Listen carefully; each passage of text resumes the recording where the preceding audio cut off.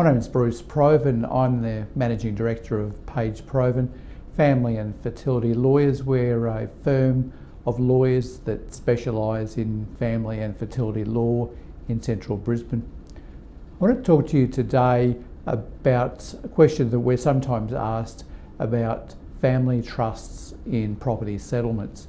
And clients sometimes ask, if there's property in a family trust, does that get included or excluded from the pool in the property settlement? And the answer to that question is, it depends.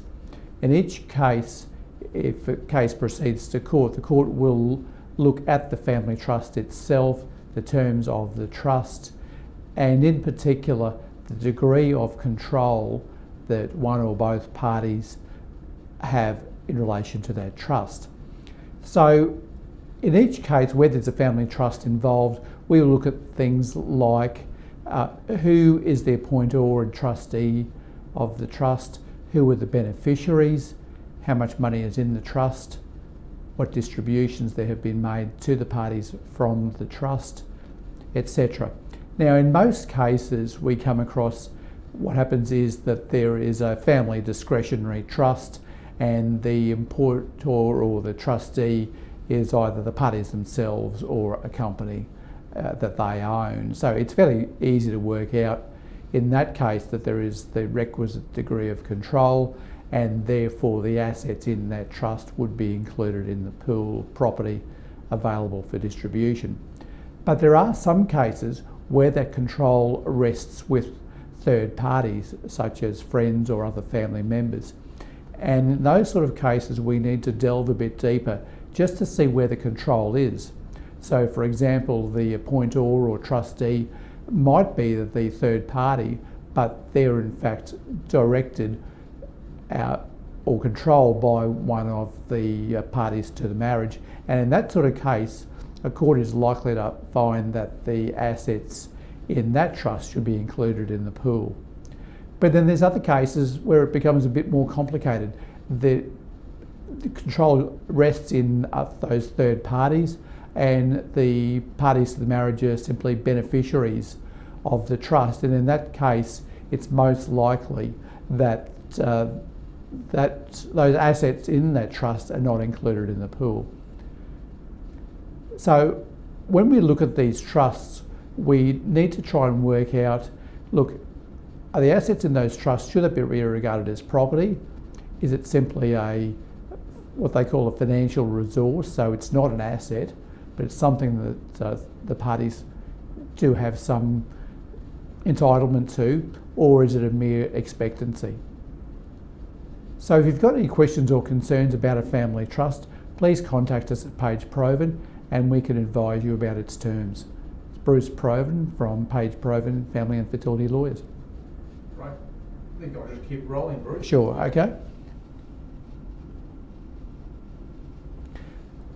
My name is Bruce Provan. I'm the Managing Director of Page Provan, Family and Fertility Lawyers.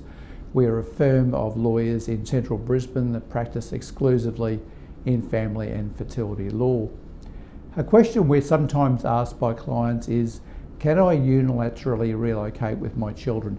In other words, can I just go and live somewhere else, interstate or overseas, or even another part of Queensland with my children without consulting my former partner? Now, the answer to that question is, it depends. In general, we would advise clients against unilaterally relocating. In other words, in most cases, if a person wants to move country or move city, they should consult the other parent of the children and seek their consent before they can relocate. If they fail to do so, then what's likely to happen is that other parent is likely to make an application to court, and there is a good chance in that situation that the court will order you to relocate back to your city. And that's why it's usually far better off to engage in a process of negotiation with the former partner if you do want to relocate. Now, there are exceptions. In some cases, a relocation without the consent of the other parent is justified, and that generally consists of cases where there's been family violence or there's been financial impoverishment. In other words, something quite serious that would justify a parent to move interstate or overseas without seeking the permission of the other parent. And in those cases, if the other parent made an application to court to try to get you to relocate back to the original city, there is a reasonable chance that the court may not require you to do so. But in each case, it just depends on the circumstances of the parties and whether there's been family violence, and also what their financial circumstances are. And in deciding these relocation cases, the court takes into account a number of factors as well, such as, is there schooling available in the new city? Is there a new partner there? Are there family or friends in that new city that would justify someone to relocate with the children? These cases about relocation are never easy to advise on. But my advice is, if you're considering relocating with the children, seek legal advice before you do so.